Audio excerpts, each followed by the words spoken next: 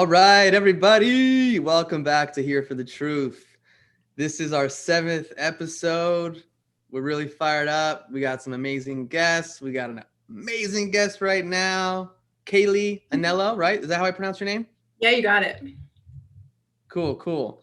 So Cailee and I connected, I think last year we connected, right? We all connected through the Unslaved podcast, which is pretty awesome. Shout out Unslaved. It seems to be a place where a lot of people that are seekers come together. That's for sure. Pretty amazing work that David and Michael are doing there. So I want everyone to welcome Cailee. I'm going to read a little bit about her bio right now. Cailee is a functional nutritionist, a human design guide. You all know I love human design, and a student of homeopathic medicine. Having spent the last 7 years immersed in natural healing and the divination arts, her expertise lies in being an objective observer, an intuitive guide for those who have become disconnected from their bodies and their purpose on the planet. She has a unique ability to make abstract concepts tangible and applicable to everyday life, to facilitate the healing of mind, body, and soul. All I know is it's 2021, and there needs to be a lot of mind, body, and soul healing. So thanks for before we go anywhere, let me jump in with something here. Okay. Because off air, Cailee was telling me about how she's not sure that her sun is in Aries in the taroscopic system astrologically, okay? So in the taroscopic system, her sun is in Aries, but it's not Aries that matters, Cailee. It's what's opposite Aries, Libra, justice. Did you say the objective observer in your bio? Is that what you said? Objectivity, fairness, balance, clear judgment, equilibrium, the tarot card of justice, Libra rising, Cailee. Wow. Thanks for being here. I could just do a magic trick. I can be a magician. Let me get my cup. I love that. I love it, dude. Dude, I can't wait for my cup to come in the mail, dude. It's on the way, bro. I really can't wait. Here for the truth. So, Cailee, well, Joel, do you have anything you want to start with besides that, or we want to go into having you talk about yourself, Cailee? And well, first of all, why are you here for the truth? It's a good question. How can you not be here for the truth at this moment in time? It's a good answer. Yeah, that's true. What are you doing if you're not? Well, let me ask you this. What do you think keeps people from being here for the truth? Because we're here. We're on this. We created this podcast. You're on this podcast. Yeah. What do you think's the reason? So I have a couple answers to that. One of them is it's kind of like I was lucky enough to have mentors that came into my life. They were people that I really looked up to when I was in college, and that I trusted, and that I knew that they had a good head on their shoulders. I knew that they were leading healthier lives than, my parents and other people, other adults around me that I'd witnessed in society. And I was like, they know something that I don't know, and they're living a better life than I've seen other people live. They were in their late 40s. And I was like, there's something about them that just feels right. And so when they kind of introduced me to this world, I trusted it. And it just felt intuitively like, honestly, it felt like a remembering for me. It was just something that I knew like right away. I was like, yes, that this is right. And then I researched it for myself. So my answer is, one, kind of having somebody to guide you in the beginning who you trust. Like, I think it's kind of hard to just go on the internet sometimes and like, what does this guy know? Like, you don't trust the person, you don't know the person. So there's that. People don't want to know the truth is another answer. It doesn't fit in, maybe their life is too fixed already. And they're like, this is how life is. This is how I was raised. This is how I want life to be. So I'm going to put the blinders on and I'm just going to pretend it's not happening out of, it was like a choice, in a house burning down, but not looking at the flames.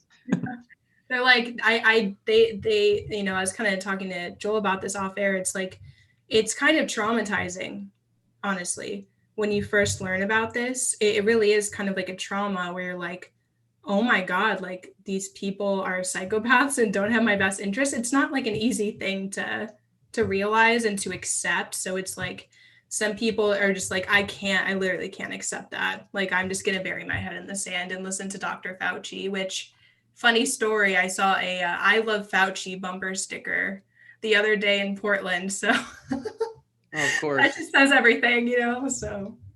Wow. Yeah. What what was it that drew you to, I mean, obviously there's a lot of different paths in the health world and the truth world, etc. Like, what was it that drew you to, homeopathics, holistic health, and that kind of thing? I did not feel good. That's basically it. So basically, very ill health runs in my family. If you look at my family, there's a huge history of addiction, mental illness, physical illness. It's like rampant and everywhere. And so, you know, maybe this is my Aries sun, Joel. It's like, I'm like, you know what? There's a better way. And I'm going to fight for that. And I'm going to get there and I'm going to figure it out because I'm not going down this road. I've seen where it leads. And so basically, when I was in college, I had some like mild digestive issues. It wasn't anything crazy. But then I got an injury that just wouldn't go away. And it was kind of like just like a smack in the head of like, hey, you're maybe not on the right path.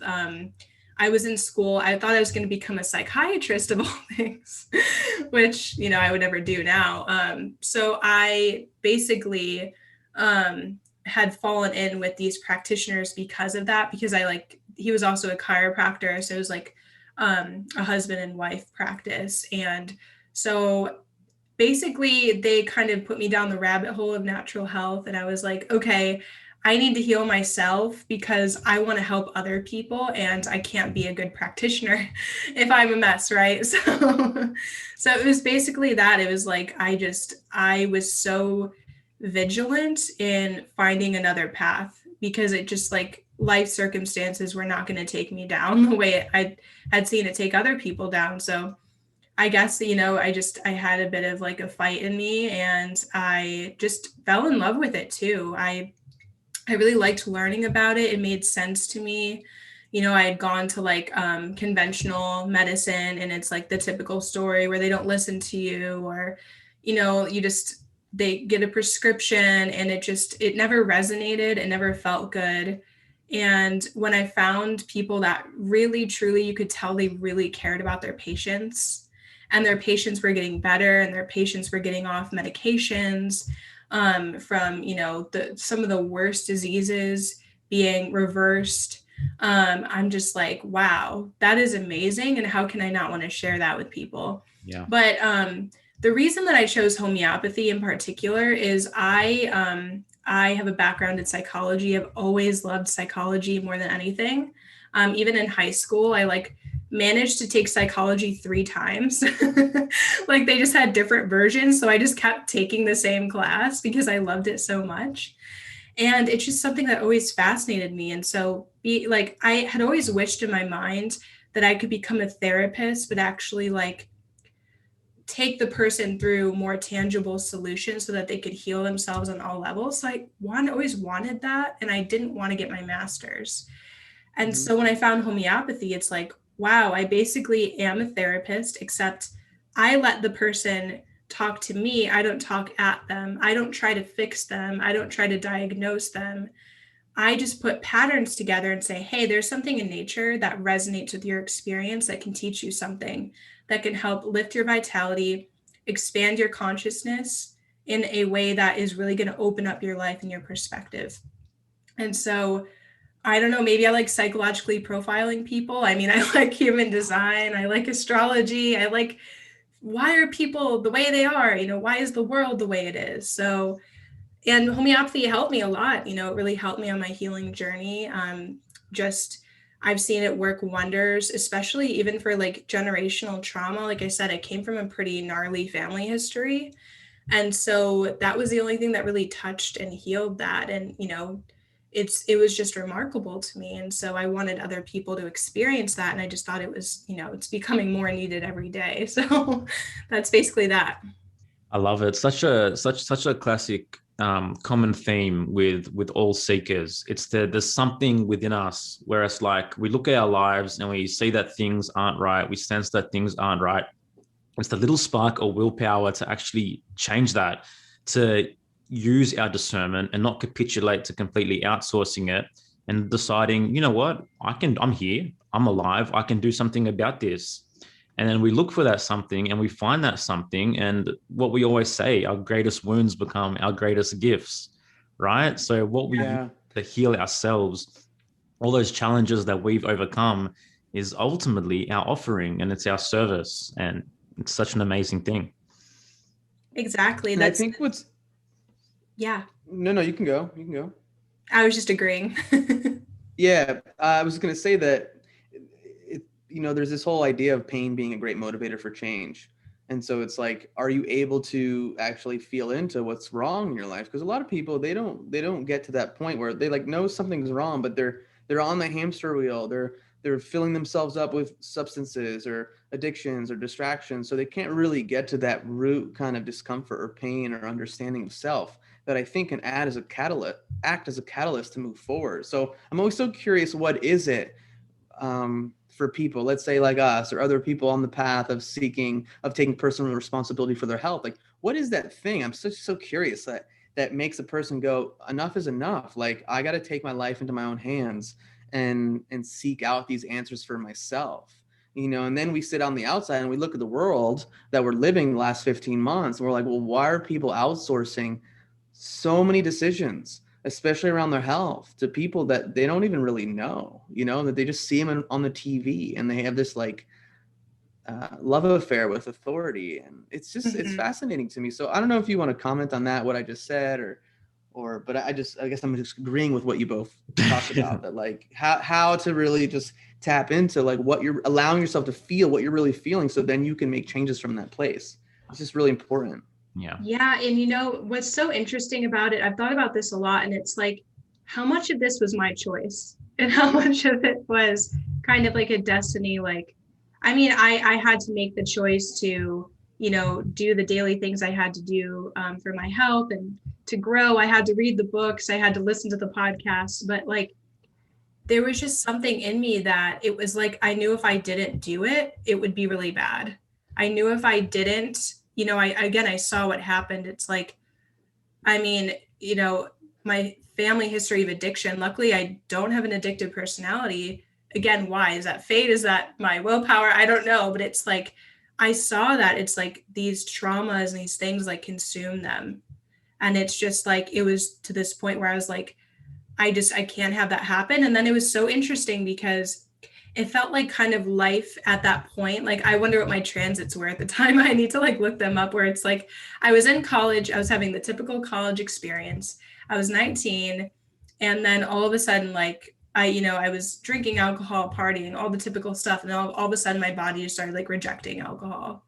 It was like, let's give you the worst hangover of your life so that you wake up and that you actually see what you're supposed to do early on. I don't know why my story was so early. I have no idea. It was just like fate intervened. I met these practitioners, and then all of a sudden my body was like, you know what? We're just going to like reject anything bad for you and like force you to live a healthy lifestyle and to go on this path. Like, you're needed.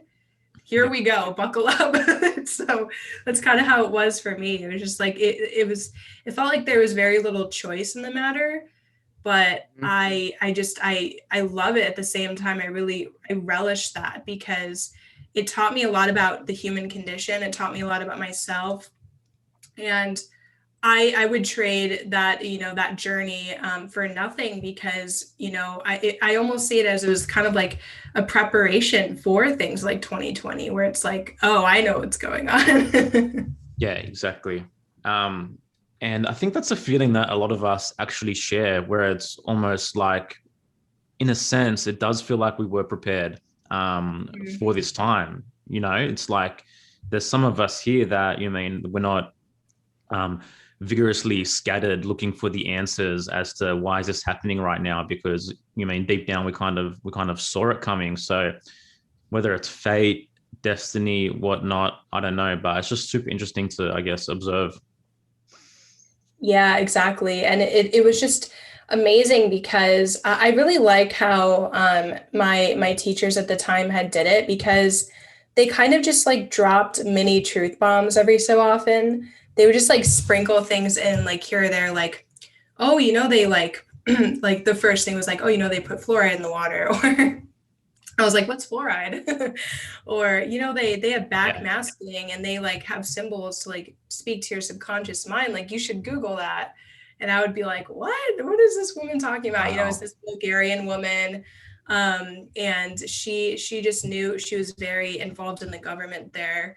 And so she knew exactly what was going on. She moved to Chicago, and so it was kind of like she was in the know, and she was like, you need to look up this stuff. And then that's who told me to look up Michael Tsarian's work, and I got into origins and oracles and agent manipulation, and that's where I was like, oh shoot. Was this like 11 hour presentation, right? Agent manipulation. That one's shorter, I think, but yeah, I mean, all of his presentations, like the origins and the oracles, and I was just it was like, when I was in college and I was studying psychology, I was always like, is this it? Like, I was so bored because all they did was they basically taught us that humans were these things that you could control. I mean, literally, like that's what we learned in psychology. It's like behaviorism. You have a treat and the dog salivates and you can program it to salivate at the sound of a bell. It's like, that was so their focus, to the point that it was, looking back, I'm like, that was creepy as hell. Because, the psychopaths molding man in their image, right? Yeah. Well, I went to a Jesuit school as well, so it's kind of funny. But but that aside, it was just kind of like, wow, so they're not going to give me any real information. Got it. So, I was so hungry for more. I was hungry for the truth. Yeah. And so when I got it, it's a testament. Yeah, it's a testament to you, because how many people might have, now, again, you built up a level of trust, but someone else's teacher could have been like, hey, so there's fluoride in the water. And someone else could have been like, you're fucking crazy. What are you talking about? You know what I mean? So again, it's like, yeah, fluoride, I put it on my teeth. Like I went to the dentist and they put the gel on, and then I just like do this, or whatever that was, I did that when I was younger. It probably explains why I do this sometimes. But no, I'm just kidding. But I mean, it's just like it's a constant unfolding and realizing, and it's some new thing, and you're like, what? Another thing, and it's just like, what clown show? What crazy world are we living in? But again, at the end of the day, we could talk about this all day, but it's like, what do we do? How are we taking care of ourselves? How are we connecting with like minds? You know what I mean? Like controlling what we can control at the end of the day, and at the same time, we're here for the truth. We like knowing these things. But the thing is, man, like fluoride was one of the main catalysts for me waking up, right? But it's such a simple thing. Okay. So, all right. So we have the fact that they're putting fluoride in the water. We have the fact that fluoride is a known neurotoxin. So we ask the question, why are they putting known neurotoxins, which are incredibly detrimental to our health and well-being, into our municipal water supply? It's like, okay, something's wrong here. And our teeth products. And antidepressants. And what, sorry? Antidepressants. Wow. Isn't like the most simple thing? Isn't it the most simple case study and observation to show what these people are about? Like, I mean, yeah, there's a medication literally called fluoroxine. Crazy. Absolutely crazy. Yeah, and the studies, they just keep coming out on fluoride. I think, what was it, like Fluoride Action Alert? One of those websites, it just has a list of all the studies that have gone on with fluoride, and you read them and you're like, what? Why is this even a thing? Yeah. But again, people just keep going on, living their lives, and don't think to question. Because again, they're deep down inside. I think we all want to believe that these people have our best interests in mind. We don't want to think the world is as dark as it is. We want to go about our jobs. We want to do our thing. We want to, take care of our families and not have to worry about all this stuff. And yet here we are, and we have to. My wife and I are hardcore. Like the crazy filtration systems that we put on our house and our pool and all this stuff. Like we don't mess around. You know what I mean? It's like you have to take your health into your own hands. You have to investigate. You have to read every label. You have to know where your food comes from. But that's the thing, right? That's the thing, right? If you know something's wrong, you fix it. Because how can you, for me, it's like, how can I continue to do something which I know is harmful to me? Why wouldn't I take the most extreme effort necessary to ensure that the one thing that matters most, being the health of myself and my family, is sorted, right? So it's like, how is that too hard? Isn't that the most important thing? Yeah. I think so. But again, we're not taught that. We're taught in our schools to focus on the external world. I mean, in elementary school, they're not talking about the soma. They're not talking about the body. They're not talking about nutrition and health. So it's like we're not given this education in our, indoctrination camps known as public school. We're not given that for, reasons we can get into on another podcast. But, at the end of the day, you're on your journey. You're here right now. We're having this conversation. And I think it's really, really important. Now, I'm really curious, and I know we had spoken about this on a previous episode with John, but like, what about human design? Why did you get into human design? What is that? How does that serve you? What do you love about it? Yeah. Oh, perfect. So going back to the practitioners I told you about, like on day one, the first question he asked me was, oh, what's your sun sign? And I was like, I don't know what that is. And so he told me like, oh, what's your birthday? I told him, he's like, oh, you're a Pisces. And I was like, okay. So he would basically take that into mind, like medical astrology type thing. Like he would take that into mind in your protocol and stuff. And so I got into astrology at that time, gosh, yeah, probably like 7 years ago. And so I really, really loved astrology. But even before that, like I said, I was into psychology. So I always loved the typing systems like Myers-Briggs. And I didn't really get into Enneagram, but I really liked Myers-Briggs. So anything, again, like I've just always been so curious about like, who am I? Why am I here? The bigger questions. Why are other people the way they are? And again, human design had an answer for that. And for some reason, the body graph, just when I saw it, it kind of like, it resonated for me and it made more sense to me. It came more naturally for me than a natal chart did for astrology. I just found myself being able to remember it a lot easier. And that's kind of part of my design, ironically, is like what comes naturally is what I'm meant to do. And so I really liked it because I liked that there's this idea that you didn't have to constantly push against your nature to get where you wanted to in life, that basically you had something that reflected back to you who you are, and you could, you don't even have to take all of it, but you can kind of have some frame of reference of like, oh, you can see some of your blind spots, some of your pitfalls, some of your strengths that maybe you ignore, that you kind of just brush under the rug because maybe you think everybody is good at that thing, when it's like, actually, no, like you specifically are really good at that. You should probably develop that skill. And I just really honestly, like, I found it at a time where I had finished my nutrition program and I didn't want to be a nutritionist. And I was like, what am I going to do? What am I going to do with my life? I hadn't started my homeopathy mentorship. And again, I just really like working one-on-one with people, and I like guiding them through and trying to find solutions to the problems that they're dealing with and give them some insight into why they might be dealing with that. Because I'll look at transits and stuff like that too. I'll look at North Node because there's astrology and human design as well. And so it's just like you can give people such amazing insights and you can give them hope and perspective. And it really found it really helped and it really resonated. And, I had people asking me to give readings. And so I just gave it a try and I ended up really liking it.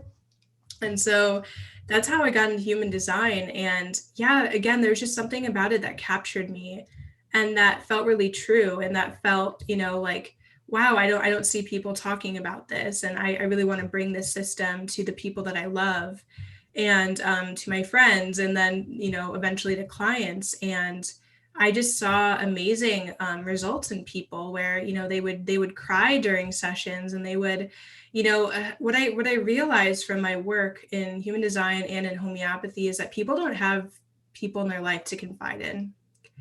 It's a really big deal. I know that we deal with that as, people who are into alternative research, but everybody who comes to me, at least, who resonates with me for some reason, also is experiencing that, where they're like, I've never told this to anybody before, or nobody's ever seen me, and just witnessed me and given me that kind of perspective on my life. They've always just tried to fix it. They've always just tried to, kind of shape me in their image and say, well, I did it this way, so you should be like me and do it that way.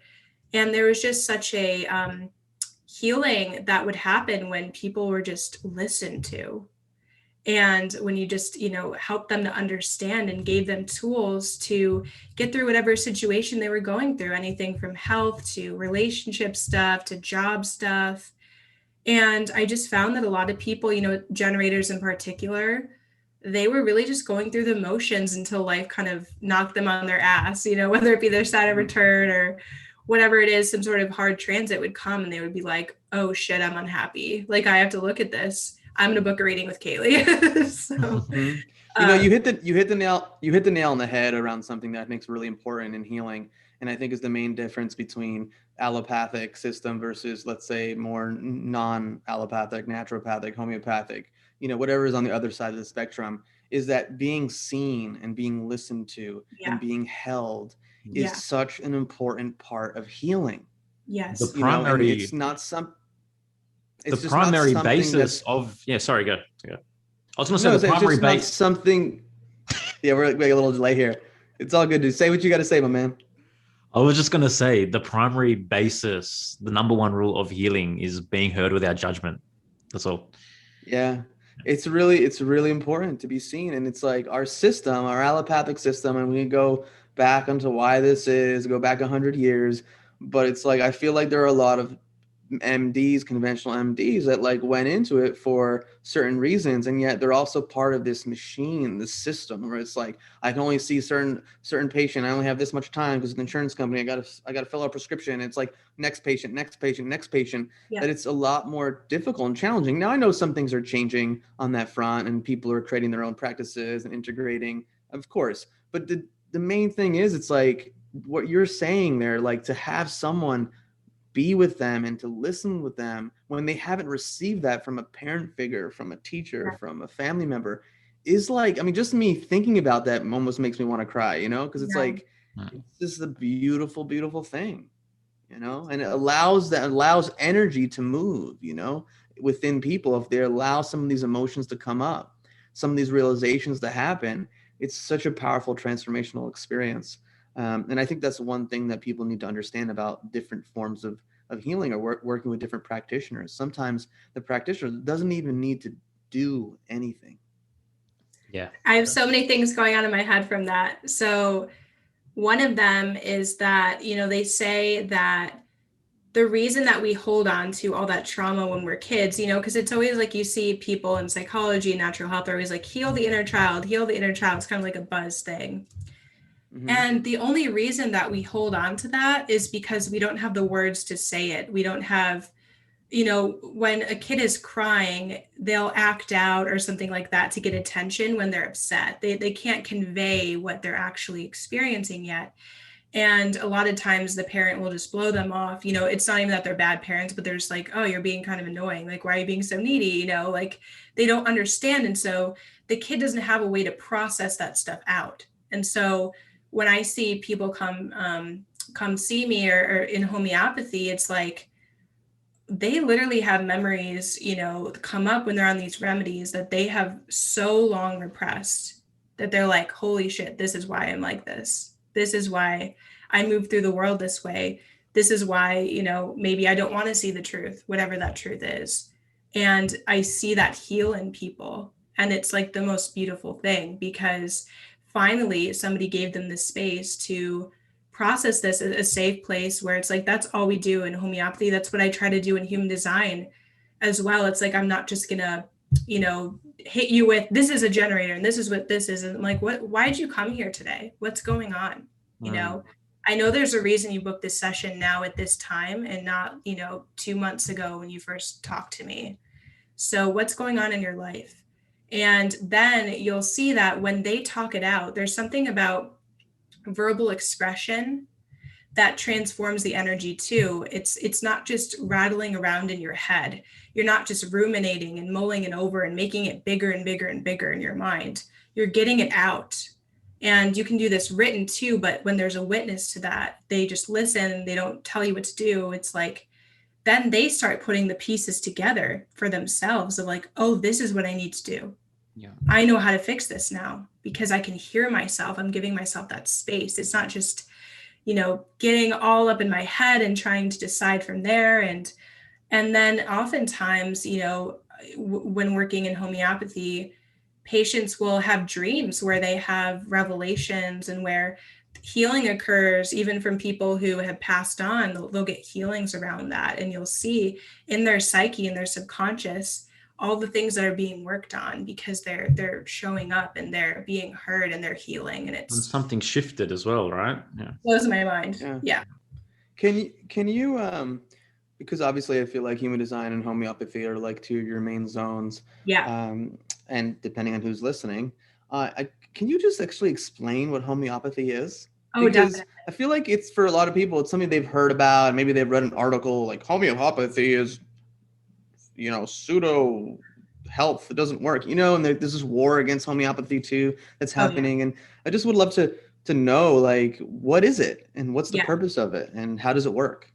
Yeah, 100%. So yeah, it's so interesting because, like you said, people who are kind of into the natural health space, they may know it. They may have seen it on the grocery store shelves. Like they'll see like arnica, like that's a really popular one because it's for like broken bones or, some sort of injury. Maybe you hiked for too long. You take arnica and, oh, my soreness went away. Or you see, homeopathy for the flu, or these kind of like generic, all-encompassing remedies. And people will kind of think it's like basically like the sugar pellet form of herbal medicine or something.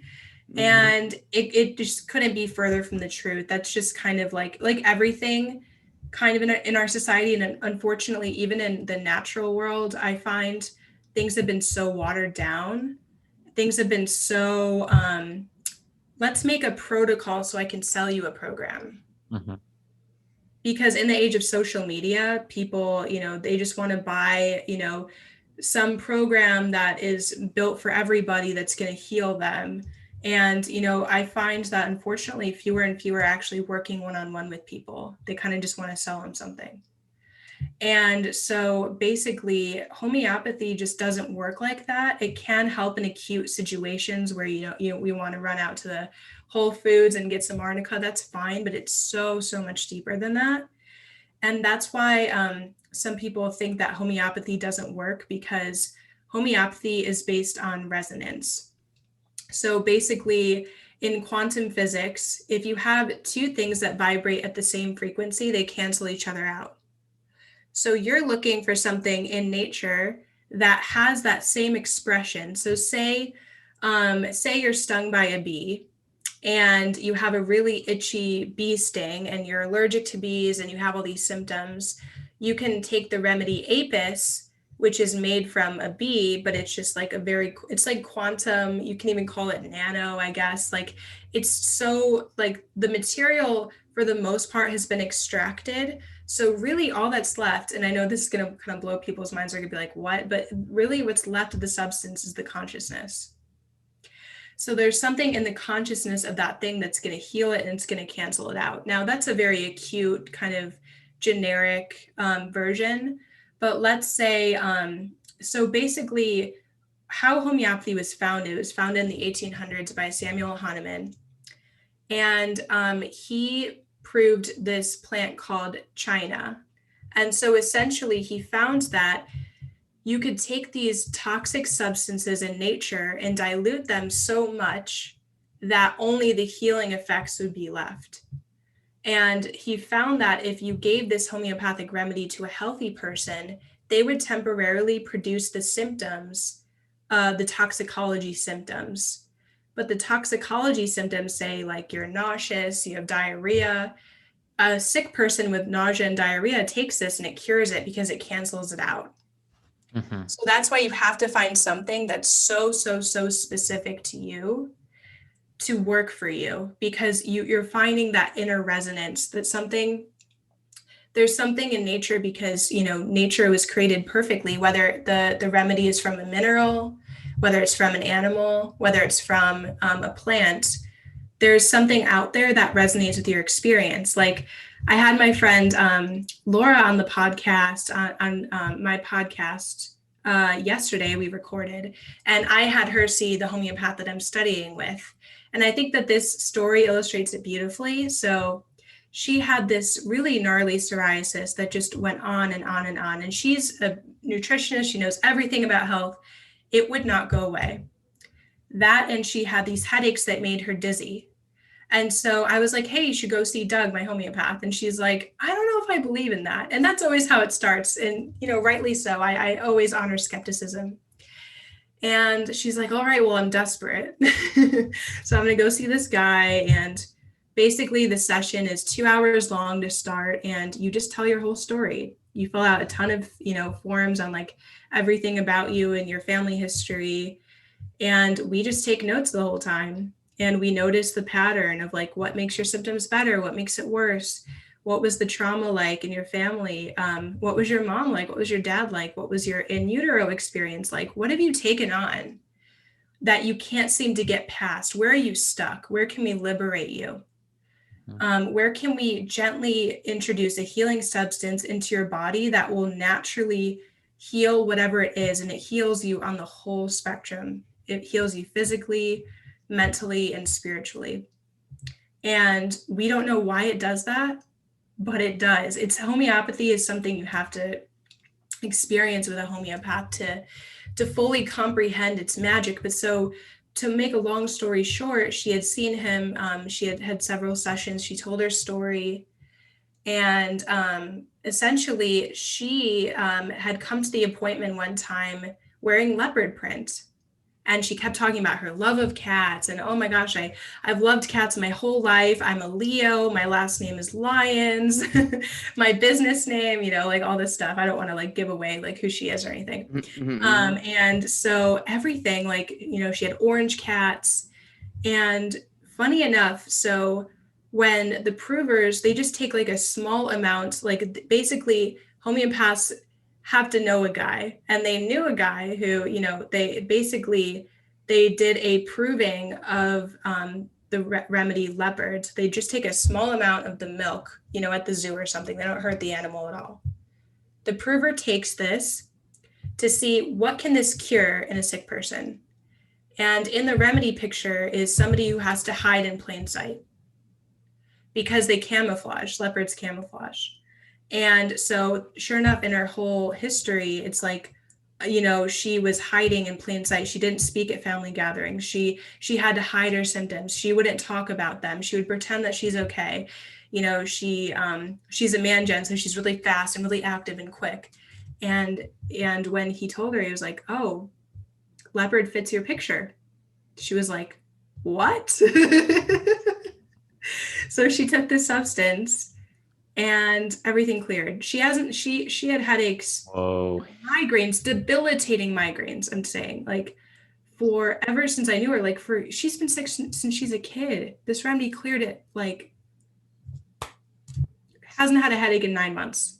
Unheard of. Wow. As above, so below. As within, so without. I'm change the lighting real quick here.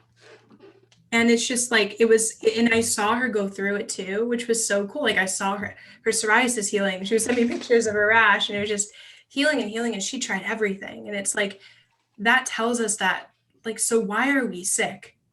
Yeah. But like, I find it interesting that there was something within her psyche and her subconscious that was actually hinting to the remedy, right? Exactly. What is that correlation? Yeah. That happens so often, Joel. It's scary. So it's hidden in plain sight again, right? The answer was hidden in plain sight. Yeah, and it happens less so with mineral remedies, because like somebody's not gonna be like, I love calcium. You know what I mean? It's just like, it doesn't happen with animals and plants. Like a lot of herbalists resonate with plant remedies, you know, for example. But you know, for example, there was a patient who needed a remedy from an orchid. On the video call, her entire house had orchids in it. Wow. Her entire house, and she fit the picture completely. Orchid helps with relationship issues and conflict. And there's it has the history of the plant within the remedy, because orchids are like the only flower that humans have like hunted for spore. So there's this movie, I'm forgetting, it has Nicolas Cage in it, and it's all about orchids, and actually tells the story of like the picture of an orchid remedy, where essentially it's like people will do crazy things and go to the jungle and lie and cheat and to get these like very rare orchids. And there's a similar picture in patients who need it. You know, they often will have like a very dramatic relationships. Maybe there's drugs in the picture, and, you know, they have all these ailments from that. And it's just so crazy. It's like, if you resonate with something, it's usually for a reason. And there's something, like you said, in your psyche that's like, it's drawn. Well, it's almost like, you know what I mean? Adaptation was the name of the movie. Adaptation. Yes. Oh, wow, nice. Yeah. Yes. Well, it's like the unconscious truly does always holds all the answers, and it's just about creating enough space to actually hear that voice, and to get that answer. So even if the unconscious is projecting in outer reality, you know what I mean, those answers as well. It's so fascinating. But the thing that holds most people off from ever considering this path in any legitimate way, or considering these concepts as something real, tangible, and provable, is, as I speak of so often, we live in such a left-brained society where everything's so disconnected, right? And because our right brain consciousness has been almost completely closed off, we're so often unable to connect those dots between the unconscious, the conscious, and make these connections, which obviously can help us greatly. Yeah, and it's so funny because we get all types of people in the office. You know, we get husbands that are being dragged in by their wives who read something on the internet, or we're getting wives dragged in from their husbands, or, you know, it's like there are a lot of people who come to homeopathy because they really are desperate, and they just, you know, for some reason they want to give it a try. And it's like, even a lot of homeopaths I've found, it's like oftentimes like I've heard this story over and over again where their kid gets an ear infection. It's just like one of those things, it's incurable, the antibiotics don't work, and then their friend is like, hey, have you tried homeopathy? And they reluctantly go, and they're like, this is bullshit. And then their kid's ear gets better in like 48 hours without any residual side effects, without any trace of any inflammation. And it's just like, it's magic. It's just like, it's insane. And so it's like, that's why I say when people experience it, it's amazing. And I've seen it work, not just with physical ailments. Like I've said, I've seen it work with trauma. I've seen it work with addiction. And that's what I love about homeopathy, is you don't come in like and get labeled something. And that's something that I was thinking of earlier, is that I've even had that experience with natural medicine. You know, Portland is like the land of naturopaths. And I remember going to a naturopath. I was actually trying to get body work, but she was also a naturopath. So I kind of like accidentally saw a naturopath, I guess. And she would just not let it go of like, you need to get blood work for this. And I think you should do this and this, and like instilling a great sense of fear. And labeling, there's all these labels, and I'm just like, whoa. Like, it's just, you know, they just want to give you, instead of giving you a prescription for, you know, I don't know, an antacid or something, whatever, they give you a supplement. It's the same thing. They don't actually get to the root and see what's the real problem here. And again, that comes back to like, why are we sick? It's the symptom is trying to tell us that we're out of alignment, that something's going on. Like I said, I had to go back to that person's childhood where she had learned to hide, and her body wasn't going to let her get better until she saw that, because then her business took off. Like when I tell you her business took off after this remedy. It's crazy. She has a waiting list. She has a new nutritionist. And because like she stopped, like she was like, just something in her just blossomed, and you become more of yourself, and the symptom subsides as a result. Yeah, like there's so many correlations to our blockages, and there's always a, or I don't know about always, but in most cases, there's generally an emotional connection to the physical ailment that shows up as well. But and I think what's important is that, you know, disease or symptoms, you know, people think that's the problem, when very often it's the body adapting and trying to heal itself.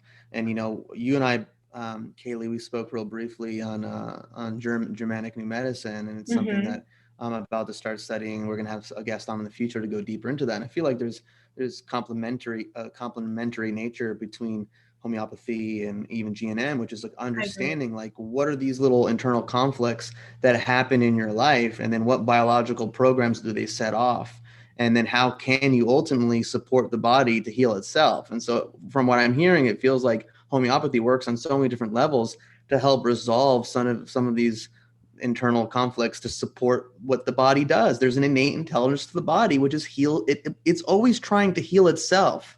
And it's like, how do we get out of its way? How do we support it in the best way possible? Whether it's through, good nutrition, homeopathy, body work, meditation, expression, creativity, whatever that is. It's like, we have to create an environment and be in an environment for our bodies to do what they do naturally. Like if I cut my finger right now and just kind of just chilled here for a few days, it's going to start doing its thing.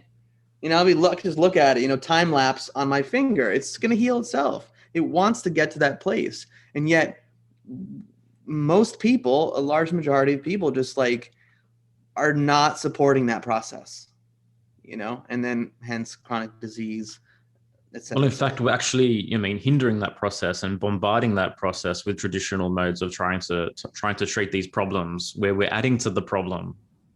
Mm-hmm. Yeah, and interrupting a natural healing process. Yeah. The body is healing, and so we take these drugs or even supplements in some cases to not get to the root cause, to kind of interrupt and disrupt something. When very often, if you just like laid in your room and just kind of like slept and rested and drank some water, for a week, it's like, great, you're cool. You know what I'm saying? Instead, it's like, no, I got fever. I got to take this medicine. Oh, I got a cold. I got to take Robitussin. A cough. I got to take Robitussin. I got to push the thing. I got to keep pushing everything down. I got to keep interrupting my body's natural process. Yeah, I just think that's insane. I can't face it in any real way. I can't feel it, right? And this is so relative to how, we live our lives as well, right? We don't want to feel anything directly. It's just, how can I put it off as long as possible? Whereas really, if we just created the space to feel these things, then healing will occur. Yeah. Exactly. Again, back to what you said before about holding space for your client. Yes. Allowing them, because maybe in their day-to-day life when they're home, they're like, okay, I got my phone and I got this and I'm moving from one thing to the next. But when they come and they invest some money to spend an hour or an hour and a half or whatever with someone, by you creating that environment, they're entering an environment that they don't experience in their day-to-day life, maybe ever. Yeah. And so again, back to that, like that space is allowing things to bubble up to the surface and to move, and it supports a healing process and a healing journey. And on some level, though, like their unconscious called them through that session, and they allowed that to take place, right? Yeah, and it's so interesting because it's like that's exactly what we're so programmed to do, is like the slightest hint of discomfort, or when somebody asks you how your day is, your initial gut response or like your initial reaction is like, I'm fine. I'm fine. It's just like immediate suppression to the point where, it's like even on a micro level, like, this is an example that comes to mind. I had to quit coffee recently. I was like, all right, I'm going to try this no caffeine thing. Same. And I was like, wow, what the coffee was covering up. It's suppressing. You know what I mean? It's like, we've had this conversation about coffee before. Exactly. And so it's like, you don't realize, like, you don't even mean to suppress it sometimes. It's like, it comes up, and then it's interesting too, because, I just saw a patient this morning. It was like his ailments would always be worse when he had a conflict at work. So it's like going back to the GNM conflict thing. It's like, let's get him to see what is triggering it, because it's not just, Wheaties and pizza. You know what I mean? There's something that's causing this physical symptom to flare up in his life. And so it's like, every time I have a conflict with my boss, or every time my mom calls, or every time whatever, it's like this thing flares up. And it's so interesting because it's like, okay, now we know what the specific remedy is going to be, because that remedy is good for ailments from, we always say, what's the ailment from? It's an ailment from a conflict, and it's an ailment from, some people get ailments like, say, before a podcast, they have anticipatory anxiety, and then their stomach flares up, and it's like, okay, there's something that in nature that can help you with that. And it's so interesting because The other thing that I like about things like human design and homeopathy is it really starts the introspective process for people, where they really, for the first time, are being in relationship with themselves, seeing how everything's connected, seeing how their life is played out. Because, say I have, there's people that come a lot of times, they're like 70 or 80 years old, and they have to go back and look at their whole life story and how it played out. Yeah. And all the patterns, all the reoccurring lessons that were coming up again and again that they didn't address, that they didn't see. And then at the end of the session, they're like, oh my God, they're like, I didn't see, this thing kept coming up again and again, and I didn't even realize it. Yeah. And so it's just so cool because you start to see people actually introspecting and journaling and writing down their dreams and working with all of these things that they've never done before. And sure enough, their symptoms clear up alongside it, because then the remedy helps to actually lift and liberate that energy. So it doesn't always have to be like such a heady, I need to figure this out kind of thing. It's a natural, vital response from the body. Carl Jung said it's the privilege of a lifetime to become who you truly are. And this is what these arts are about, be it human design, be it tarot, be it astrology, be it numerology. All it is, it's opening up space for you to have direct communion with your living oracle, right? We all have that within us, constantly speaking to us, constantly communing to us, constantly trying to hint us what to do next, to actually heal, to actually grow. And as we listen to that, we can begin to deal with it. And people often bypass it because they think the thing that's coming up is too small of a problem to actually be the issue. But what people don't realize is that we have to deal with the most surface level thing too before we can go any deeper as to what's really underlying it all, right? And I've had that direct experience as well for a long time. I was dealing with a health problem, and I didn't realize what it was linked to. But the moment I paid attention to my direct reality and dealt with the thing that was in my face first and foremost, without bypassing to the root problem, then I was able to bit by bit go deeper and deeper down that journey and down that process. It's amazing. Yeah. And it's like you said, you just kind of have to take the first step in it too, and to see that, there's a reason that you're presenting with a physical health problem. And if you do it right, you're going to be so much better than you were before. And you're going to be an entirely new person. You're going to be literally reborn. Yeah. And that's always what I hope for people, is that they don't even recognize themselves, after they've gone through the healing journey. And they're like, wow, my relationships are different. My job is different. I'm more in my purpose. It's not just, oh, my headaches went away. Yeah. It's like your whole life changes up for you. Yeah. And the issue is that, we live in a society that's so inclined towards instant gratification and just wanting the problem to be dealt with, and not having to go through the authentic process of figuring it out on your own and bit by bit working it out and unraveling it. So then it becomes real for you, and actually what you did to get from A to B, and it's a permanent thing. We just haven't outsourced the answer to someone else and constantly replayed this savior programming, which we've been conditioned, to be inclined towards for so long. And this is such a fundamental thing, is the concept of self-responsibility. And once we make these connections, and someone like you or any other healer or therapist can just nudge them onto that path of, you actually have all the answers within you intrinsically, start listening.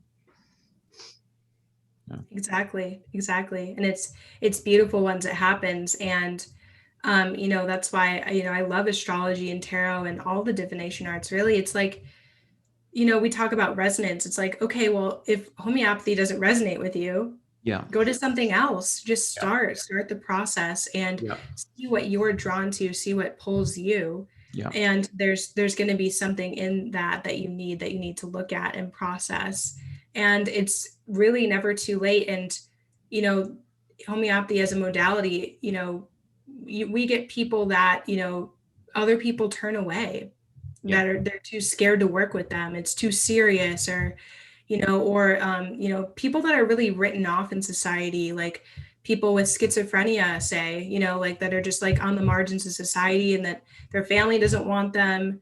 They're on the streets, or, just crazy things that we see come into the office. And it's just amazing that everything really is healable, and there really is a reason for everything. And that's what I really love about it, is because, you know, again, you don't just like give them a pill to, you know, just quiet them and to further the repression so that the symptom then manifests in a different way. And that's oftentimes what happens when we repress, is we think that we cured that, but oftentimes it just comes out in a different way, and a lot of times it's even louder. Yeah, we Because close now it this needs to hole be and it even comes out this louder. hole. Yeah. Yeah, and Yeah. it's like in homeopathy, it's interesting because it's like there's a direction of cure, and so usually the mental emotional will get better before the physical body will get better. Yeah. And so it just goes to show like how important it is to care for our psyche and to care for, you know, our mental gardens, and to really take care of that and to know ourselves. And it's just because the physical pathology, there's a root in there from that. And so it's just interesting to see like the unfolding of the healing process and like what the body prioritizes. Yeah. Yeah, definitely. And as you said, like knowing yourself is primary, because it's hard for us to hear that still small voice when we're lost in the ocean, when we think we're everybody else, and we think that what works for everybody else is what works for us, and everyone else's strategy or authority is the same as our strategy or authority, right? Yeah. But until you take that journey and you use these arts and you realize that no, my inclinations and proclivities are like this, and by utilizing the methods that are meant for us, then we have that sense of individuality, and we realize that we don't have to be like everybody else, and it's okay for us to solve our issues in the ways which are unique to us. And yeah, to me, that's the most incredible thing, and that's the gift that I like to share as well. It's so empowering, you know. That's the one thing I love about all these art forms, divination arts, esoteric sciences, whatever you want to call them. And human design, you know, has had a huge impact in my life in that regard, because it's like I am my own being, I am my own Yeah. person, and the way I live my day-to-day life is going to be different than how my wife does, you know. And it brings me back to this place of a deeper level of self-acceptance and compassion for others. I mean, when Sophie and I started dating, you know, I had already known a little bit about human design, but realizing that she was a projector and I was a generator, there was definitely big differences in kind of our aura and our energy Mhm. and how we operate. And just by understanding her more on that level, it allowed me to relate to her in a different way, which again, when you're in a relationship, I mean, people say the cliche things all the time, like good communication makes a relationship last forever. You know what I mean? But it's Mhm. like, what tools are there to support better communication? Yeah, there's so And many first ways and to foremost, communicate. Yeah. it's like first and foremost, it starts with knowing yourself. You know, we keep coming back to knowing yourself. You know, the self-knowledge is the foundation of all knowledge, in my opinion. You know, that's where it starts there. And then when you know yourself, then first and foremost, you can take responsibility when you're being a dick.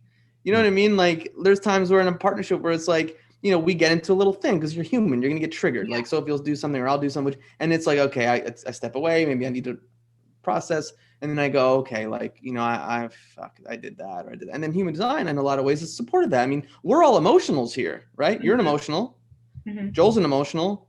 I'm an emotional. And so just learning that simple fact and understanding that emotional types, emotional authorities are always kind of living on a little wave. Now, again, depending on the gates, etc., you know, your waves might look different. You know, Sophie's got the build, build, build, build, and then, you know, kind of Mhm. let it all out kind of thing. I think I have like 3 of them or something, 3 different ones. Anyways, point being is that changed my life, because then it was just like, oh, I'm on a wave right now. And so I'm in partnership with Sophie and she's like, baby, I'm on a wave. Oh, okay, cool. Okay. And sometimes her wave would trigger my wave. And so we understand that about each other instead of like getting to this argument. It's like we get what's happening on this like Yeah. subatomic level, you know, on this emotional level. And I think again, this is what I think is the genius of human design, is it really supports you, number one, in making better decisions for yourself and understanding these little nuances. It's just like, even though it includes astrology, it's just like a different thing. You know, they all Oh have yeah. their own thing, like astrology, numerology, they're all awesome. And human design's awesome too. But like they add their different piece to the pie of self-knowledge and self-acceptance. Would you agree with that? Oh yeah, 100%. And what I like about it too is like, you know, that's why I say like I act as an objective observer, because it's always easier to see it in other people than in yourself. And that's why I like, these tools where you can look at your own chart, because it's like, oh, you can try to be an objective witness to it too. And like, yeah, I do that, or I do act like that. And then you can take your power back and change it. And that's, ultimately all of my work that I do and the work that I will continue to do is to really liberate people and to help free people, to get them out of the system and to take their power back. Yeah. Because, homeopathy had an answer for this virus all along. They did it in Cuba. Even the government funded homeopathy in Cuba because homeopathy originally was for epidemics. That's what they used it for. They used it for tuberculosis. And it's really simple and it's really cheap, and that's why they don't want you to have it. Yeah. And so it's interesting, and it's like anything that can put the power back into people's hands where they don't have to be afraid. For example, like I wasn't afraid for 1 second because I knew homeopathy. I wasn't afraid. I'm not even afraid of, that thing that they put in your arm, because you can make a remedy from that thing and heal it and reverse it, even if you get the damages. Wow. These are incredibly recommending encouraging. There's a lot of solutions out there, that's for sure. And I hear you, same here. Like I wasn't afraid for 1 second because, again, like Joel said, and I think you said earlier, it's like we've been preparing for this. We've been getting ready for this. Like what opened up my mind to a lot of things, and I won't get into it, was in 2004, 2005, I got exposed to some things around HIV and AIDS and Dr. Fauci and his role and all that. So it's like I realized like what role he played and the corruption that lies in his history. And it's like I started seeing him as like the poster child. I was like, all right, cool. What are we doing right now? What's this all about? On top of all the other stuff, when you start thinking about Event 201, you start thinking about Agenda 2030, anyone who's read into all that stuff understands the trajectory that we've been on and what we're moving towards. So again, it comes back to self-knowledge, investigation, learning, and making decisions for yourself and taking ownership of your life, instead of putting into these psychopaths, these people that don't really care, these globalists. Like, no, this is my life. I'm going to take ownership of it. I'm going to know what I'm eating. I'm going to learn things. You know what I mean? Like, it's just so important, I think, to do that. Why wouldn't you want to be the commander of your own life? Like, why wouldn't you want to sail that ship yourself? Right? Mm-hmm. Exactly. And it's like, and there needs to be challenges and hardships in your life. It's like, when you don't sharpen a knife, it's dull. You kind of need that resistance, that friction to sharpen the knife and to help your soul's evolution, whatever that means for you. It's like whatever your journey is, you need a wake-up call. You need a Pluto transit, you need a Saturn, you need all these things to shake up your life, because otherwise, humans can be kind of lazy and complacent. Yeah, exactly. And do you heed and that's where fear will come in. Like you said, fear will come in when you feel like you're not the commander of your own ship. I have no control. I don't know what to do. Or as opposed to, oh, I have the solutions. Oh, homeopathy, cool. Oh, human design, okay, I'm triggered right now. Cool. Taroscopes, oh, I know all right, cool, got it, great. You know what I mean? Yeah. And like knowledge, the thing is, critical thinking. Yeah, definitely, man. That's the key. Yeah. And like this apathy is sold to us. They want us to be in a constant apathetic state where it's almost like we think it's insurmountable to have a responsibility. We think everything's determined by the forces of fate. We think that we have no choice whatsoever. And this is what we've been primed and conditioned to believe for the longest possible time. And for good reason, because it doesn't serve us and it serves this psychopathic agenda. But yeah, man, people are stepping out of that. People are waking up. The more control that's asserted at this point in time, I feel like always has a bigger and bigger counter effect on the other side. And it's something that really can't be contained anymore. I mean, the genie's not going back in the bottle. These people aren't going back in the dark corner. It's, the roll-on's happening, and it's incredibly exciting. And I'm excited that, we can learn how to surf. Yeah. And it's like they have to use the fear, because then all logic goes out the window. It's like that base animal instinct. It's like, oh God, it's like you have to have your basic safety need met to be able to do anything else. Yeah. So they're constantly trying to shake that up. I mean, I see that in little ways every single day. Like, for example, there's going to be a heat wave in Portland this weekend. And instead of just saying, hey, you know, put your AC on or maybe get a portable AC, they're like, no, historic heat wave that will destroy the forest and do this and that. And like, they have to make it this like the most traumatic thing possible. And it's like, actually, it's just going to be hot for a couple days. Yeah. They have to do it. And they know the COVID thing is failing. Now they're like, you might sweat a little extra, you climate know? change card. You know what I mean? It's like, Oh yeah, of course. we're having a little bit too much fun out here. Yeah. I think we need to, you know, to turn up the fear a little bit and do the doomsday, you're gonna die scenario a different way, because you're getting a little bit too hip to the COVID. There's a new heat variant that's coming. And you know what it is? Like when they have you in this low frequency apathetic state, then you've completely absolved to any mystery that exists within life. And without the mystery, of course, you're going to be lazy. Of course, you're just going to be a couch potato. Of course, you're going to, you know what I mean? Just continue to leak everything, all your energy, all your power, because you truly are in a state where you believe that, you know what I mean? You have no control. You believe that you're here by accident. You believe that, you know what I mean? There's nothing that you can do except, you know, just experience what there is to experience, and without asserting anything. And so reawakening the mystery is such an important concept to me in dealing with my clients, because I feel like that's primary to actually being motivated to do anything, is by realizing that you have a unique blueprint as an individual on Earth, and that's fucking awesome. And it's like going back to the design piece too, with generators, it's like generators, unfortunately, like they're most of the population, and unfortunately they're the most programmable, especially with like open head and ajna. It's like Ra Uru Hu, the founder of human design, he was like, generators make the best slaves. And that's a hard truth, because a lot of them, they're so good at working, they're like the worker bees, that, you know, they think it's normal to have the 9-to-5 monotonous life. They think it's normal to just go through the motions because they actually have the most capacity to do so versus the other types. And so they're the easiest to kind of siphon the life force out of, and just like, okay, you work for me. You're gonna, instead of building your own life, you're gonna help to build somebody else's, you know, bank account, basically. Now, when you say generators, are you saying straight generators, or are you including manifesting generators? I include anybody, anybody with sacral definition. Sacral. You can siphon it. That's what people want, and that's why you have to wait to respond. Because if you just say yes to anything, okay, your life force is the most precious thing that you have. Without it, you're dead, you're done. So are you going to allow somebody to siphon your life force or not? That's what it comes down to. And that's why you have to listen to that gut response. Is this right for me? Is this person shady? Is this person trustworthy? And, you know, that's when the mind often kicks in, and it's like, well, but I got a mortgage and blah, blah, blah. They tell themselves these stories that are not true.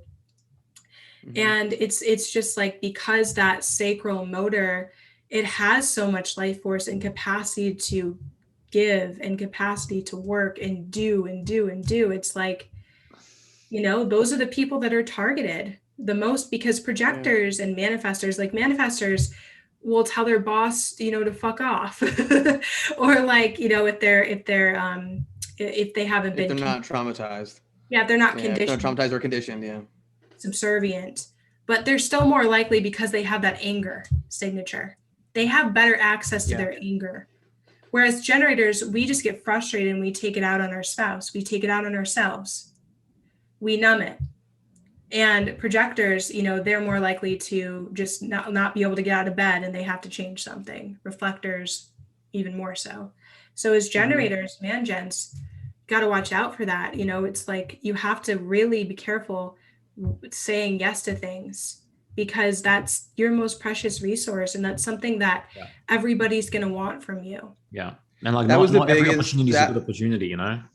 No, not at all. And like, that was a big lesson for me, is that I tend to be someone who was always like, you combine it with being a people pleaser. When I was younger, it was like, I'll work a double shift. Oh, I'll work, I'll do this. I'll hang out. Oh, I'll do this. Let's do, like, it was just nonstop. And once I learned, and this was actually before human design, but once I learned like the two most important letters in the English language, which is no and O, like things changed for me. Like I remember when it was like people would ask me to do something and I felt like I had to explain a reason why I couldn't do it. And then I just was like, no, I'm unavailable. Yeah. Period. Like Yeah. no explanation needed. Like I am allowed to be like, no, that doesn't work for me. And then obviously the whole human design thing brought it to a whole nother level of nuance and understanding. The question I want to ask you is, obviously, let's say 40, 50%, whatever the number is, of generators are going to not have a pure sacral authority. They're going to be emotionals. So how does the sacral play into not being obviously the authority for someone who's emotionally defined? Like, how do those two dance? And so you're asking, how does someone tune into that sacral? Yeah. Okay. So are you asking if somebody has emotional definition, how do they tune in? If the generator, a manifesting generator, has an emotional authority, what's the interplay? What's the dance between the sacral and the emotions, obviously, when making decisions? Because I'm so curious about that.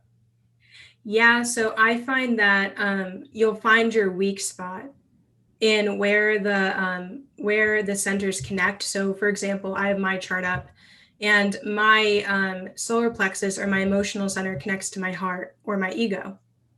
And so it's like my decision-making capacity is going to be more likely to be influenced by something work-related. It's again like that yes man, that yes, I'll do the shift, yes, I'll do that. It's more likely to produce kind of like a yes or no indecisiveness. That and so anything that's going to connect to your sacral. So I also have a root connection. So when I'm under stress and there's specific things that will stress me out based on my chart, that's where I'll get really indecisive. That's where I'll have to ride out that emotional wave longer because the wave comes back and it comes back and it comes back and it comes back. And I've, the interesting thing too, from my experience and from people I've talked to is like, if you have an emotional wave about something and you say yes, that's not going to stop. So, if you... What's not going to stop? So you're going to keep having that, should I stay or should I go kind of energy. So for example, I have a client and they move somewhere and they're always kind of unsure about it because whenever they go there, there's some emotional response around it. Maybe like they're afraid about the rent cost or something. And so, their emotional center is connected to their center of money, the ego center. So money things trigger their emotional wave. And so anytime they have to make a decision regarding money, their emotional wave gets triggered. And, there's different open centers, also the not self themes of open centers that play a role here as well. But let's say like you go to Los Angeles and you're always unsure about it, but you say yes anyway. Even if you're happy with that decision and maybe even if it was right for you, you're going to have emotional waves about it. Oh, I fucking hate people in LA, or, oh, I don't like this or that, or, you know what I mean? It's like, there's always going to be an emotional quality to that, even if it was the right decision for you at the time. And that's what I find so interesting is that even if it's right, that emotional wave is still going to play a role and make you question it. And probably because it's not like a forever thing. But it's just interesting because that emotional wave really does affect your clarity. And, I find that the other two centers that really play a big role in the emotional center kind of going off are the open head center, where you see everybody else's point of view. And then it sends you into a wave like, well, they said this is right. And I don't know. I don't like trust what I know to be true. And so I can't make a decision. I'm emotional. Then the other one is the open identity center because they want to follow somebody else's lead because their identity fluctuates so often. So they're like, well, my friend had a good experience with this. I'm just going to do what she did. And so, and there's a lot of emotions that come up around identity or around what, here for the truth, for example, the truth, like what's true in the head center. It's like, if it's open, you only ever know 80% for certain that you really, really, really believe something. Maybe something resonates deeply, but you're always kind of like, I don't know, I can kind of see it that way too. So that sets off the emotions and clouds the judgment again. And so it really is kind of this cycle, and we all have things that, you know, like you were saying, like things that trigger our wave or the wave operates. And so it's like you really have to give yourself as much time as you need until you have that absolute clarity, that absolute neutral point about it. You're not too excited Yeah. and you're not too pessimistic or down in the dumps. And that's where I think having somebody else, like, you know, do a tarot reading for you or something that I was going to say, yeah. yeah, something that your sacral can respond to that's objective, that's outside of your head, Yeah. can really help, because it's like, then your gut's like, yeah, I know. Yeah, well, I've got a staff of 78, which I turn to for life's difficult questions, right? Exactly. And sometimes I don't even like to pull for myself, because it's still like I have a blind spot. You know, and I had a challenging thing that happened recently, and Joel goes, let's pull some cards, and it was definitely brought some more peace and understanding to my situation, that's for sure. Yeah, so, well, I mean, tarot, all these goodies. Yeah, tarot is, again, it's just allowing space for the unconscious to relay the message that it needs to relay. Because when we pick a card and the cards are upside down, our conscious mind is bracketed, but the unconscious is directing, and it's just allowing that process to unfold. And you mean it's the same with, I feel like there's resonance with that in homeopathy and in kinesiology, right? Like I use tarot as a diagnostic tool in that sense. So it's just tapping into the unconscious. That's all it is. Yeah, that's so true. And it's like, I think it is so good to always be aware of that. Like as an emotional being, it's like whatever your type is, if you have that defined, it's like you need the objective outside party sometimes, especially when it's something that's particularly like triggering for you personally. Yeah. And you have to know that no matter how bad it looks in the moment, in like 48 hours, it's going to look so much different to you, and you're going to be so happy that you didn't jump into something. That's like respond to an email and be like, go fuck yourself. Yeah. You know, and just be like, no, I'm going to just breathe a little bit and let a day pass, and then go, whew. Yeah, like I'm sure that I didn't press send. You know, it's like, it's funny too that you had the neighbor issues, because we've had neighbor issues too. And that eclipse just happened in the 3-9 axis. So Gemini is our neighbors. You know, we just had that eclipse in Gemini, Sagittarius. Okay. And I've noticed, like, you know, neighbor issues coming up for other people too. And it's like, okay, this is a test. Am I going to emotionally respond to my neighbor right now? Or like he emotionally responded, or I'm going to take a step back and just be like, walk away. You know? Yeah, a little bit more difficult when you're in a trauma response and experiencing pretty horrific things happening. But at the same time, you know, what happens after that? You know, does the wave continue? Do you allow yourself time to just sit with it and breathe? And, you know, 100%. It's interesting. All this stuff is interesting. I love it. I want to know, what connections have you found between astrology and human design?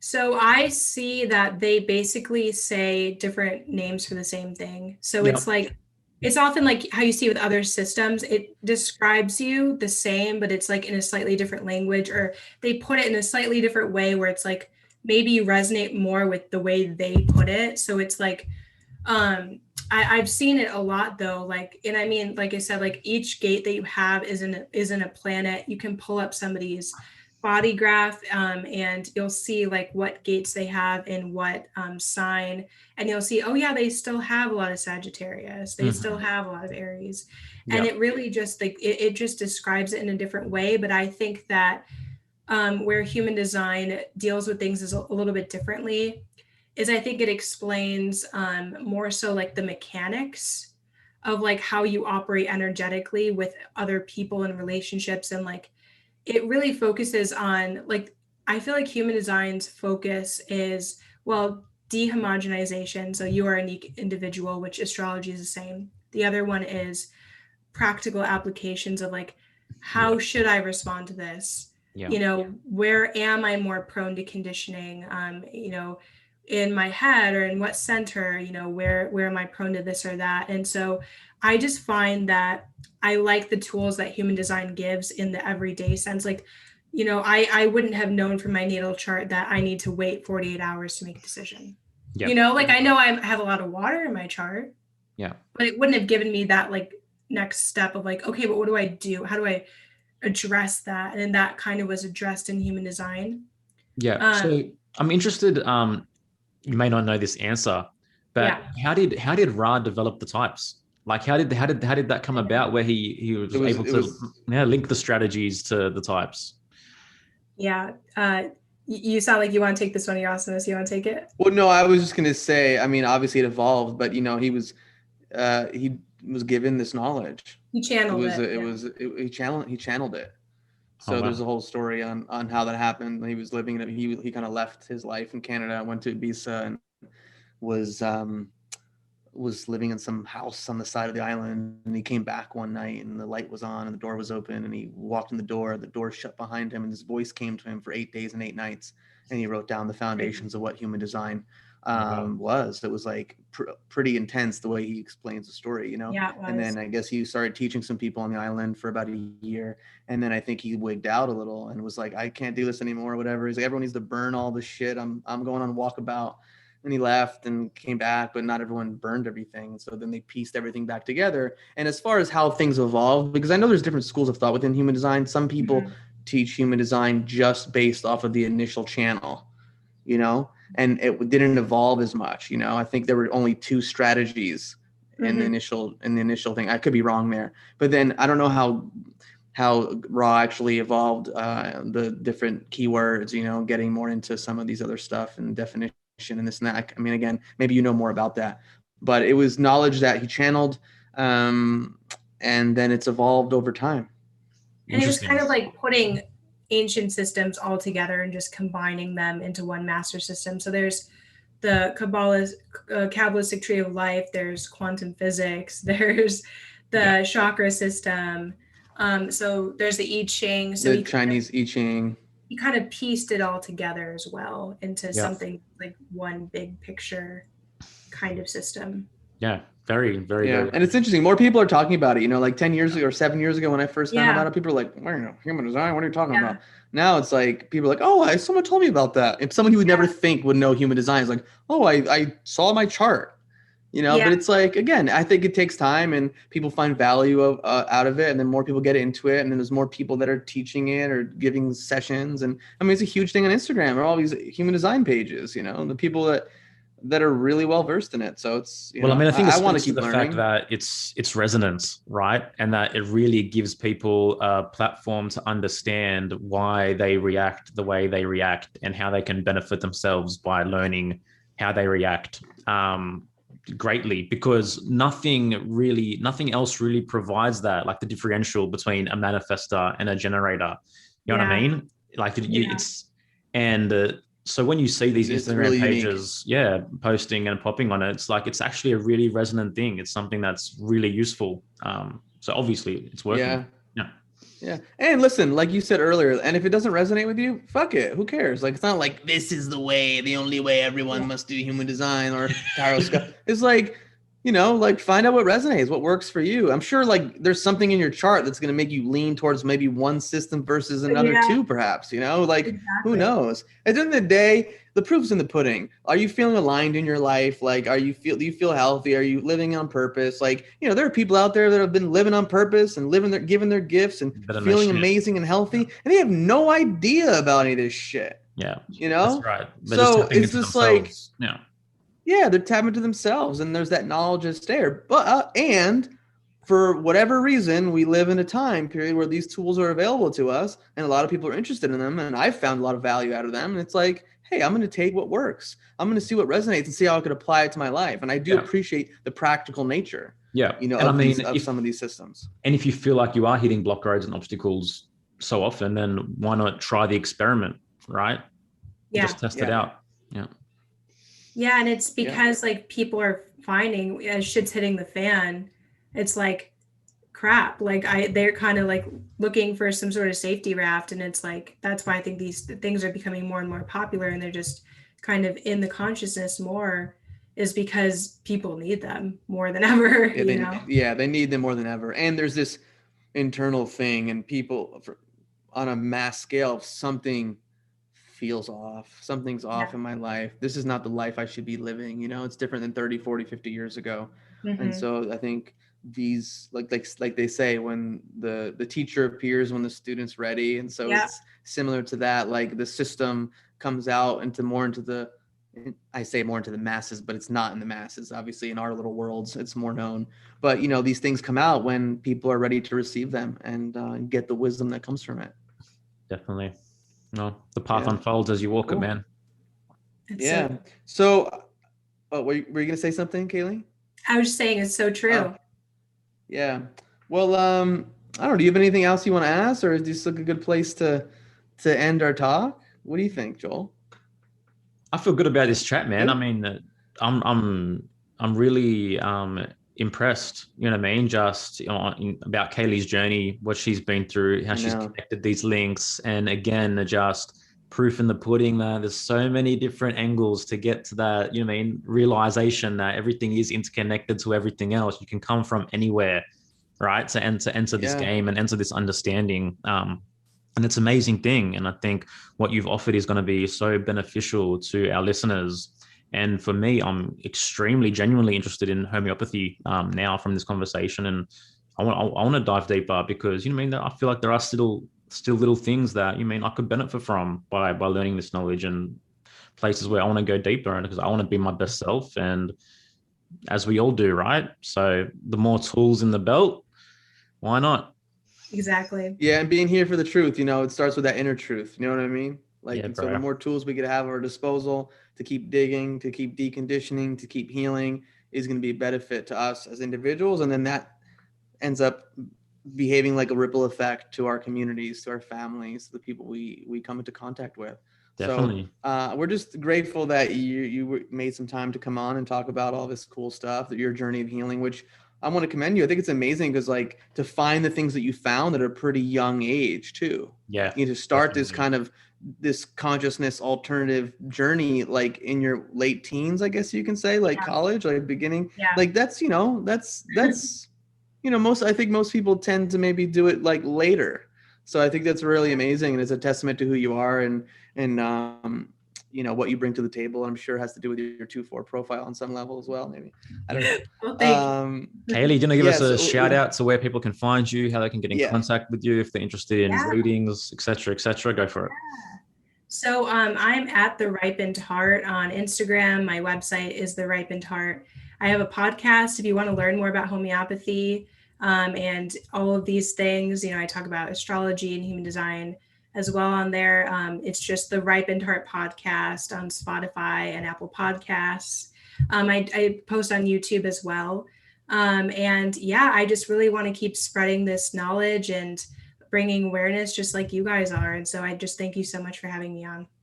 No, likewise. Absolute pleasure. Cailee, thank you for being here. So grateful for your journey. And that's something that we deeply honor. And I'm glad that we met at this junction here and now between time and space. So thank you. Thanks for being here for the truth. And thanks for everyone who's listening. Cailee, absolutely. Big hugs. Take care, guys. Next time. Bye. Smoking mirrors, I'm seeing through the illusion. Waking up in a time they think you're in a delusion. Somebody set the alarms, cause they be too busy snoozing. I'm in a DeLorean.